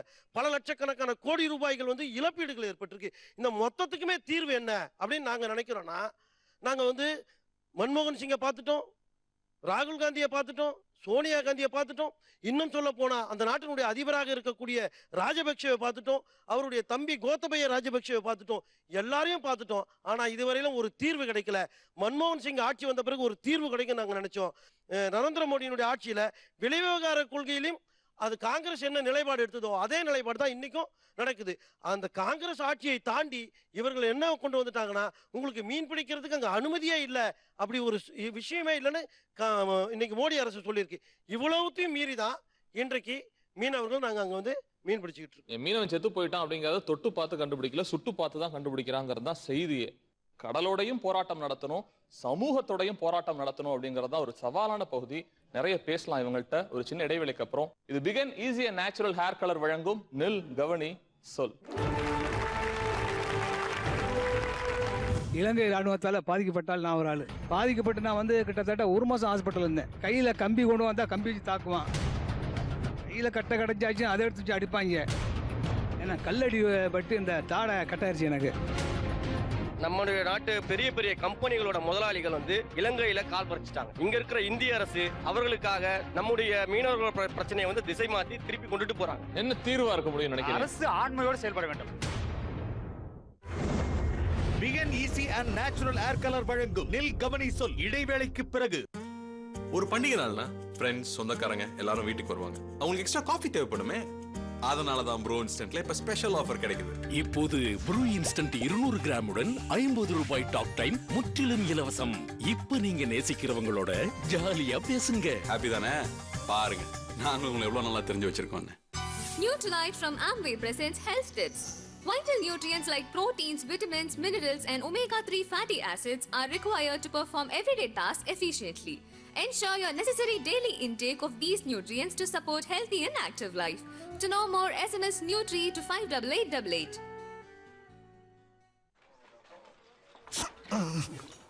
இந்த பல்கூச்சம் உங்களுக்கு தேவை கோல்கேட் சென்சிட்டிவ் ப்ரோ ரிலீஃப். இதோட ப்ரோ ஆர்ஜின் ஃபார்முலா பல்கூச்சம் உள்ள பகுதிகளை சீல் செஞ்சு ரிப்பேர் செய்யும். உடனடி நீண்ட நேர ஆறுதலுக்கு. கோல்கேட் சென்சிட்டிவ் ப்ரோ ரிலீஃப் உடனடி மற்றும் நீண்ட நேர ஆறுதலுக்கு. இப்போது கோல்கேட் சென்சிட்டிவ் ப்ரோ ரிலீஃப் உடன் 45 ரூபாய் மதிப்புள்ள கோல்கேட் சென்சிட்டிவ் டூத் பிரஷ் முற்றிலும் இலவசம். டென்டிஸ்ட்கள் பரிந்துரைக்கும் இந்தியாவின் நம்பர் 1 சென்சிட்டிவிட்டி டூத் பேஸ்ட். இது திருமதி வைத்தியநாத்தோட அமைதி இழந்த வீடு. மகன் மட்டும் இல்ல, அப்பாவும் தான். பொண்ணுக்கு கூட பிரச்சனை தான், அம்மாவோட முடி கொட்டுறதுனால. எனக்கு என்ன புரியலன்னா, அவங்க ஏன் இன்னும் இந்துலேகா பிரிங்கா பயன்படுத்தலன்னு. இந்துலேகா பிரிங்கா முடி உதிர்வை தடுப்பதற்கும் அமைதியான வீடுகளுக்கும். இந்துலேகா கோகனட் மில்க் ஷாம்பு, இது தினமும் பயன்படுத்த சிறந்ததாகும். என்னங்க, நான் இதை வாங்கிக்கவா? சரி, நான் இதை எடுத்துக்கிறேன். எதை கேட்டாலும் ஹூன் தானே அண்ணே. காடால பாதுகாப்பா ஷேவ் பண்ணுங்க, இஷ்டப்படி பேசுங்க. சூப்பரா இருக்க. நீங்களும் தான். ஜிலெட் கார்டு, ஒரு பிளேட் நீடிக்கும் 7 ஷேவ்களுக்கு வழங்குகிறோம் புதிய ஜிலெட் ஷேவிங் கிரீம். பாதுகாப்பான சருமம் மற்றும் சுகமான ஷேவிற்காக. ராகுல், மீட்டிங் எப்படி இருந்தது? உங்க சுவாச துர்நாற்றத்தை உங்களுக்காக பேச விடாதீங்க. பயன்படுத்துங்க கோல்கேட் பிளாக்ஸ். இது 99.9% வரை கிருமிகளை அகற்றும். 12 மணி நேரம் வரை பாதுகாப்பும் நீடித்து நிலைத்த புத்துணர்வு சுவாசமும் தரும். அருகில் வாருங்கள், கோல்கேட் பிளாக்ஸ் உடன் நீண்ட நேர புத்துணர்வு சுவாசம் தரும். அறிமுகப்படுத்துகிறோம் புதிய BVD ஹைபிஸ்கஸ். செம்பருத்தி நற்குணங்கள் நிறைந்த தேங்காய் எண்ணெய். BVD ஹைபிஸ்கஸ் இயற்கையான கரும் கூந்தலுக்கு. அறிமுகம் புதிய Colgate maximum cavity protection sugar acid neutraliser உடன். இது கேவிட்டிஸின் நம்பர் 1 காரணமான சுகர் ஆசிட்ஸ் உடன் போராடும். 2 மடங்கு சிறந்த பாதுகாப்பு தரும். கேவிட்டியற்ற ஓர் வருங்காலத்தின் நம்பிக்கை இப்போது இந்தியாவில்.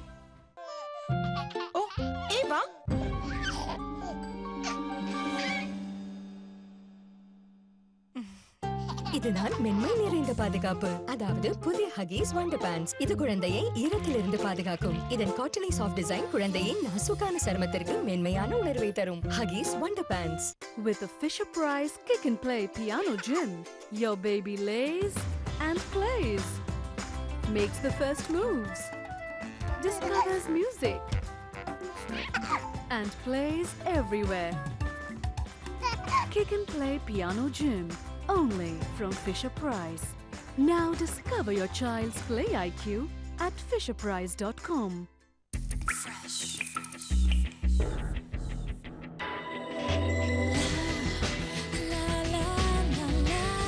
Literal 2000 Tea Tree Oil மற்றும் லைமுடன் ஸ்கின் மிகவும் க்ளீன் மற்றும் ஃப்ரெஷ். எனவே அம்மாவின் செல்லம் அப்பாவோட ஃபேன் ஆயிடுவா. அறிமுகம் புதிய Colgate maximum cavity protection sugar acid நியூட்ரலைசருடன். இது கேவிட்டிஸின் நம்பர் 1 காரணமான சுகர் ஆசிட்ஸ் உடன் போராடும். 2 மடங்கு சிறந்த பாதுகாப்பு தரும் கேவிட்டியற்ற ஓர் வருங்காலத்தின் நம்பிக்கை இப்போது இந்தியாவில். Vegan easy and natural air colour வழங்கும் நில் கவனி சொல் தொடர்கிறது. Welcome back to Vegan Easy and Natural Hair Color வழங்கும் நில் கவனி சொல். என் மீனவன் செத்து போயிட்டான் அப்படிங்கறத தொட்டு பார்த்து கண்டுபிடிக்கல, சுட்டு பார்த்து தான் கண்டுபிடிக்கிறாங்கிறது தான் செய்தியே. அவர் ரொம்ப விளக்கம் ரொம்ப அழகா ஐயா கொடுத்தாங்க. நீங்க ஏதோ சொல்ல வந்தீங்க இந்த மீனவர்களோட படுகொலை. அதுல இன்னொரு முக்கியமான விஷயம் என்னன்னு பாத்தீங்கன்னாக்கா, இப்போ நம்ம கடலுக்கு போறோம், கடல்ல வந்துட்டு வெள்ளம்னு ஒண்ணு இருக்கு, நீர்நிலை. அந்த நீர்நிலை கடல் கீழே வந்துட்டு என்ன வெள்ளம் இருக்கோ அந்த வெள்ளத்துக்கு ஏற்ற மாதிரி தான் நம்ம போட்ட வலைகள் வந்துட்டு அந்த இடத்துல போய் சேரும்.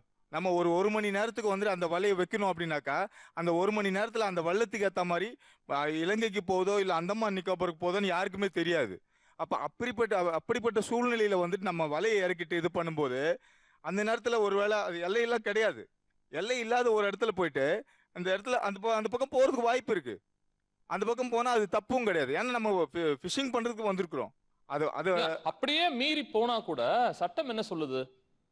பிடிக்கலாம். இப்ப பாகிஸ்தான்ல பிடிக்கிறாங்கல்ல, பிடிக்கலாம், தண்டனை கூட கொடுக்க கூடாது. அவங்கள கோர்ட்டு முன்னாடி நிறுத்தலாம், அவங்க என்ன தண்டனை கொடுக்குறாங்களோ அந்த நாட்டு சட்டம் அதெல்லாம் பின்பற்றலாம். சுடுவது என்பது, அடிப்பது என்பது, ஊனமாக்குவது என்பது, பெண்களை விதவையாக்குவது என்பது அது எப்படி பொறுத்து கொள்ள முடியும் அப்படிங்கறது நிச்சயமாக பொறுத்து கொள்ள முடியாது. இப்போ வந்து பாத்தீங்கன்னா நம்ம எதிரி நாடுன்னு சொல்றோம் பாகிஸ்தான் கூட நம்ம மீனவர்களை பிடிச்சு போயிட்டு கண்ணியமாக தான் நடத்துறாங்க. ஆனா இந்த இலங்கையை வந்துட்டு நம்ம நட்பு நாடுன்னு சொல்லிட்டு இருக்காங்க. காங்கிரஸ் அரசும் அதான் சொல்லிச்சு, இந்த அரசும் இதான் சொல்லிட்டு இருக்குது. ஆனா இந்த அரசு என்ன சொல்றாங்க அப்படின்னாக்கா, நாங்க இப்பதான் வந்திருக்கிறோம், 1 மாசம் ஆகுது, 45 நாள் ஆகுதுன்னு சொல்லிட்டு இருக்காங்க. ஒரு 6 மாசம் எங்களுக்கு கொடுத்து பாருங்க, அதுக்கப்புறம் நாங்க நல்லா பண்ணோம்னு சொல்லிட்டு இருக்காங்க. ஒருவேளை பண்ணலாம், நல்ல காலம் வந்தா சரி. நன்றி. இன்னைக்கு வந்து நம்மளுடைய பொருளாதார கொள்கை, அந்த பொருளாதார கொள்கையோட அடிப்படையில இலங்கையில பாத்தீங்கன்னா நம்மளுடைய நாட்டு பொருளாதார அதிபர்கள் இருக்காங்க பாருங்க, அம்பானி போன்றவர்களும் போன்றவங்களும் போன்ற அந்த பெரிய பெரிய கம்பெனிகளோட முதலாளிகள் வந்து இலங்கையில கால் பறிச்சிட்டாங்க. அந்த நில ஓனர்களோட விஷயங்களை காப்பாத்துறதுக்காகவும் அவர்களோட பணத்தை காப்பாத்துறதுக்காகவும் இங்க இருக்கிற இந்திய அரசு அவர்களுக்காக நம்முடைய மீனவர்களோட பிரச்சனையை வந்து திசை மாத்தி திருப்பி கொண்டுட்டு போறாங்க. இன்னைக்கு இருக்கிற அந்த பொருளாதார கொள்கை தான் ஒரு விஷயம். அதே மாதிரி நீங்க பாத்தீங்கன்னா நம்முடைய மீனவர்கள் சைட்லயும் ஒரு சில விஷயங்கள் தப்பு இருக்கு. நம்ம மீனவர்கள் செய்யற தப்பு எதனால வருதுன்னா, நம்முடைய மீன்பிடி அதிகாரிகள் செய்யற தப்பு. நம்ம ரெட்டமடி சுருக்குமடி வலைகளை வந்து அங்க யூஸ் பண்ண கூடாதுன்னு சொல்லி நம்ம சட்டம் சொல்லுது. நம்முடைய மீனவர்களுக்கு நாமளும் சொல்லிட்டு இருக்கோம்.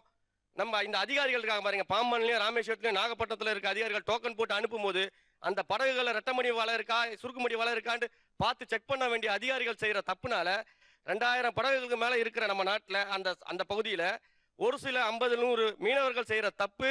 அவங்க ஸ்பீட் என்ஜின் போன்ற என்ஜினை யூஸ் பண்ணிட்டு அந்த பகுதிக்குள்ள போயிட்டு அந்த ராணுவ கப்பல்கள் வர்றதுக்கு முன்னால அவன் திரும்பி வந்துடுறான். ஆனா பாதிக்கப்படுறது யாருன்னு பாத்தீங்கன்னா, இந்த எதுவுமே தெரியாத அப்பாவி மீனவர்கள் இருக்காங்க பாருங்க. அவங்க தன்னுடைய பகுதியில் அந்த கச்சத்தீவு பகுதியில் மீன் பிடிச்சிட்டு இருக்கும் போது இந்த சில மீனவர்கள் செய்யற தப்புனால இவன் பாதிக்கப்பட்டு இன்னைக்கு சிறைக்கு செல்றான். இதுதான் இன்னைக்கு நடக்கிற விஷயம். நம்ம பக்கமும் நிறைய பிரச்சனைகள் இருக்கு. மீன்வளத்துறையோட அதிகாரிகள் செய்யற தப்பு நம்முடைய மீனவர்கள் இன்னைக்கு வரைக்கும் பாதிக்கப்பட்டு இருக்காங்க. நம்மளோட தமிழர்களை இலங்கை கடற்படை சுட்டிருக்காங்க, துன்புறுத்திருக்காங்க. அதனால பாதிக்கப்பட்ட குடும்பம்னு யாராவது இங்க இருக்கீங்களா? ஐயா, இலங்கை ராணுவத்தால பாதிக்கப்பட்டால் நான் ஒரு ஆளு. ஏன்னா கல்லடி பட்டு இந்த தாடை கட்டாயிருச்சு, எனக்கு கட்டாயி 1 மாசம் ஹாஸ்பிட்டல் இருந்தேன். என்ன பட்டுச்சு? கல்லடியா? கருங்கல் எல்லாம் அடிப்பாப்புல. அதை எடுத்து அடிச்சுட்டு தான் பக்கத்தில் போட்டு அணைச்சி போட்டில் ஏறுவாப்புல. ஏறினதுன்னு துப்பாக்கி நெஞ்சில் ஒரு சோல்சர் வச்சு அம்பிக்கு பிடிச்சிக்கிட்டு தான் இது பண்ணுவான். மற்ற பேரை ஒன்றா வர சொல்லி விடுவான். பக்கத்தில் கையில் கம்பி கொண்டு வந்தால் கம்பி வச்சு தாக்குவான். கையில் கட்டை கடைஞ்சாச்சும் அதை எடுத்து வச்சு அடிப்பாங்க. அதுபோல் போட்டை அணைக்கும் போது போட்டை முட்டி தான் உடச்சி தான் செய்வாப்புல. அது ஓனர் இப்போ போட்டுக்கார விசைப்பட ஓனருக்கு 1 லட்சம் 1.5 லட்சம் செலவு எடுத்து வச்சு தான் ஏறுவாப்புல. ஏறினது அந்த மடி வாழையெல்லாம் வெட்டி விட்டுட்டு போட்டை கொண்டு வருவாப்புல கரையை. பாதிக்கப்பட்டு நான் வந்து கிட்டத்தட்ட 1 மாதம் ஹாஸ்பிட்டல் இருந்தேன், மதுரை வேலம்மாள் ஹாஸ்பிட்டலில். எனக்கு 75,000 ரூபாய்க்கு மேலே செலவாயிருச்சு. செலவாச்சு? ஆமாம், செலவு.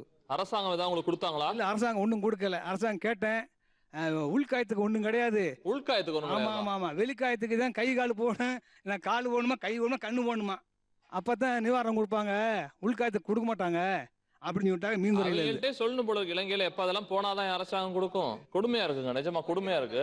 என்ன தீர்வா இருக்க முடியும் நினைக்கிறேன்? அரசு ஆண்மையோடு செயல்பட வேண்டும். மத்திய அரசானது ஆண்மையோடு திராணியோடு தெம்போடு செயல்பட வேண்டும். ஒரு கண்ணில் வெண்ணெய் ஒரு கண்ணில் சுண்ணாம்புன்னு இருக்கக்கூடாது. ஒரு காஷ்மீர்ல இருக்கக்கூடிய, ஒரு பஞ்சாப்ல இருக்கக்கூடிய சாதாரண ஒரு மனிதர் ஒரு அந்நிய நாட்டில் பாதிக்கப்பட்டால் உடனடியாக குரல் கொடுக்கக்கூடிய வெளியுறவுத்துறை இந்த விஷயத்துல மட்டும் பாராமுகமா இருக்குது. இன்னைக்கு இதற்கெல்லாம் ஒரு நிரந்தர தீர்வு வேண்டும் என்றால் வல்லரசு நாடு இந்தியா வந்து நிச்சயமா வந்து ஒரு தீரத்தோட செம்மையா செயல்படணும். ஒன்று. ரெண்டாவது, ஏற்கனவே பிரதமர் வேட்பாளராக இருந்த நரேந்திர மோடி அவர்கள் வேட்பாளராக இருக்கும்போதே மீனவர்களுக்கு ஒரு தனி அமைச்சகம், ஒரு தனித்துறை உருவாக்கப்படும் என்ற ஒரு உத்தரவாதம் கொடுத்தார். இப்போ பிரதமர் ஆயிட்டார். நிச்சயமா ஒரு தனித்துறை உருவாக்கப்பட்டால் தான் மீனவர்களுடைய வாழ்வு மேம்படும், இந்த பிரச்சனைக்கு ஒரு நிரந்தர தீர்வு கிடைக்கும். சின்ன சின்ன கோரிக்கைகள், கச்சத்தீவை மீட்கணும் அப்படிங்கிறது நெடுநாளைய கோரிக்கை. சின்ன சின்ன இந்த மாதிரி கோரிக்கைகள் என்ன அரசுக்கு வைக்கிறீங்க? ஒரு சின்ன இடைவேளைக்கு அப்புறம் பார்க்கலாம். இது begin easy and natural hair colour வழங்கும் நில் கவனி சொல். Begin easy and natural hair colour வழங்கும் நில் கவனி சொல். சின்ன சின்ன கோரிக்கைகள், கச்சத்தீவை மீட்கணும் அப்படிங்கிறது நெடுநாளைய கோரிக்கை. சின்ன சின்ன இந்த மாதிரி கோரிக்கைகள் என்ன அரசுக்கு வைக்கிறீங்க? மீன்பிடிப்பு முறையில 3 வகை இருக்கு சார். ஒன்னு வந்து கில்நட்டு, இன்னொன்னு பாட்டம் ட்ராலிங், இன்னொன்னு மிடில் ட்ராலிங், ஊக்கன்லை, இந்த மாதிரி இருக்கு. இதுல ஸ்ரீலங்கால வந்து பாட்டம் ட்ராலிங் தடை செய்யப்பட்டிருக்கு. அந்த பாட்டம் ட்ராலிங்கை நம்ம இந்திய மீனவர்கள் பயன்படுத்தக்கூடாதுன்னு சொல்றாங்க. அந்த வலையை பயன்படுத்துறது நம்ம நண்பர்கள் சொன்ன மாதிரி அதிகாரிகளுடைய துஷ்பிரயோக காரணமாக இது நடக்குது. அதிகாரிகள் வந்து அதை அரசு வந்து உடனடியாக அந்த அதிகாரி மேல நடவடிக்கை எடுக்கும். சார், மீனவர்கள் எடுத்துட்டு போலன்னா அது ஏன் சார் அதிகாரிகள் தான் பார்த்து நம்ம திருத்தணும்? எல்லாருமே அதிகாரிகளை குத்தம் சொல்றது வந்து எனக்கு வலையை உற்பத்தி செய்யக்கூடிய கம்பெனியை வந்து தடை பண்ணணும். அதிகாரிகள் நடவடிக்கை எடுக்காதனாலதான் இன்னைக்கு வந்து அந்த வலைகள் வந்து இறங்கிக்கிட்டு இருக்குது. இந்திய மீனவர்களும் தமிழக மீனவர்களும் பேச்சுவார்த்தை நடத்தின பிரகாரம் மீன் பிடிக்கிறது முறையை வந்து அண்ணன் சொன்னாங்க. அடுத்தது நாங்க என்ன சொல்லோம்னா, நாங்க 13 கடலோர மாவட்டம் தமிழ்நாட்டில் இருக்கிறோம். நாங்க சொல்றோம், இலங்கை மீனவர்கள் இந்தியாவுடைய எல்லா பகுதியும் வந்து நீங்க மீன் பிடிங்க. ராமேஸ்வரத்தை தாண்டி, நாகப்பட்டினத்தை தாண்டி, மாமல்லபுரத்தை தாண்டி, சென்னையை தாண்டி, இன்னைக்கு விசாகப்பட்டினத்தை தாண்டி கல்கட்டா வரைக்கும் நீங்க இன்னைக்கு மீன் பிடிக்கிறீங்க. இலங்கை மீனவர்கள் மீன் பிடிக்கிறீங்க. நாங்க வந்து உங்களை தடையே சொல்லல, மீன் பிடிக்கிறீங்க. நாங்க வந்து லட்சக்கணக்கான கோடிக்கணக்கான மீனை வந்து நீங்க இங்க இருந்து பிடிச்சிட்டு போறீங்க. ஆனா நாங்க சொல்றது வெறும் 3 மாவட்ட மீனவர்களுக்கு அங்க பிடிக்கிறதுக்கு அனுமதி கொடுங்கன்னு மட்டும்தான் நாங்க கேட்கிறோம். ஆனா அவங்களுக்கு வந்து பாட்டம் ட்ராலிங் இல்லைங்கிறதுக்காக இந்திய மீனவர்கள் வந்து பாட்டம் ட்ராலிங் பண்ணக்கூடாதுன்னு சொல்றது இந்திய நடைமுறை சட்டத்துக்கு எதிரானது. 2 வாரத்துக்கு முன்னாடி வந்த இலங்கை படகை நம்ம ஆட்கள் வந்து நம்முடைய கைது பண்ணியிருக்காங்க. அவங்க பிடிச்சிருந்த மீன் எவ்வளோ தெரியுமா? சூறை கேரன்னு சொல்லக்கூடிய மீன் 2592 கேஜி அந்த இலங்கை போட்டில் இருந்தது. கோலா மீன் 435 கேஜி இருந்தது. பர்லா மீன் வந்து 130 கேஜி இருந்தது. இது மொத்தம் வந்து 3,44,000 ரூபாய்க்கு இங்கே இருக்கக்கூடிய ஆளுங்கட்சியை சேர்ந்தவங்க 2 பேர் குத்தகை எடுத்து இன்னைக்கு 3,44,000 ரூபாய்க்கு அந்த மீனை விற்றுருக்காங்க. அரசுக்கு எவ்வளோ நம்ம பில்லு கொடுத்துருக்காங்க? 75,000 ரூபாய் பில்லு கொடுத்துருக்காங்க. யாருடைய மீன்? இலங்கையினுடைய மீனவர்களுடைய மீனை படகை வந்து பறிமுதல் செய்து அந்த படகுல இருந்த மீனை வந்து இன்றைக்கு இது நடந்துட்டு இருக்கு. ஸோ இதை என்ன சொல்ல வரேன்னா, இலங்கை மீனவர்கள் நம்முடைய கடல் எல்லையில் மீன் பிடிக்க தொடர்ந்து வந்துகிட்டு இருக்காங்க. இது வந்து ஒரே ஒரு முறை சொல்ற விஷயம். இது கிட்டத்தட்ட இந்த ஆட்சி வந்த பிறகு 3 வருடம் ஆகிப்போச்சு. 3 வருடத்துல பல முறை இந்த படகுகளை வந்து இங்க பறிமுதல் செய்திருக்கோம். அந்த பறிமுதல் செய்யப்பட்ட மீன்களை அதிகாரிகள் தொடர்ந்து கொள்ளையடிச்சிட்டு இருக்காங்க, ஒரு சில அரசியல்வாதிகளை கையில வச்சுக்கிட்டு. இது வந்து 1 ரூபாய் 2 ரூபாய் இல்ல, கிட்டத்தட்ட பல கோடி ரூபாய் அதிகாரிகளுக்கு கை மாறி இருக்குது அப்படிங்கிற விஷயத்தை இந்த நேரத்தில் பதிவு செய்ய விரும்புறேன். கடல் வந்து நீங்க சொன்ன மாதிரி தான் 2.5 லட்சம் உயிரினங்கள் தாவரங்கள்லாம் இருக்கிற மாதிரி அந்த பிரச்சனைகளும் ஜாஸ்தி, சம்பவங்களும் ஜாஸ்தி, ஆசையும் ஜாஸ்தி, உணர்வும் ஜாஸ்தி. கடல் குறித்து பேசுறப்ப இந்த நில் கவனி சொல் அரங்கம் எல்லா மீனவர்களுக்கும் பரிசு கொடுக்கணும் தான் ஆசைப்படுது. இருந்தாலும் சிறப்புற ரொம்ப அழகா தன்னோட கருத்துக்கள்ல மேன்மை மிக்கதாக ஆழமா பேசின அந்த நண்பருக்கு தான் அந்த பரிசு கொடுக்கணும்னு ஆசைப்படுறேன். இலங்கை மீனவர்களோட பேச்சுவார்த்தை நடத்தியும் இலங்கை கடற்படையால தாக்குதலுக்கு உட்பட்ட இந்த பெரியவர் தான் அந்த பரிசு அவர் கொடுக்கணும்னு ஆசைப்படுறேன். வாங்க உங்க கையால் கொடுங்க.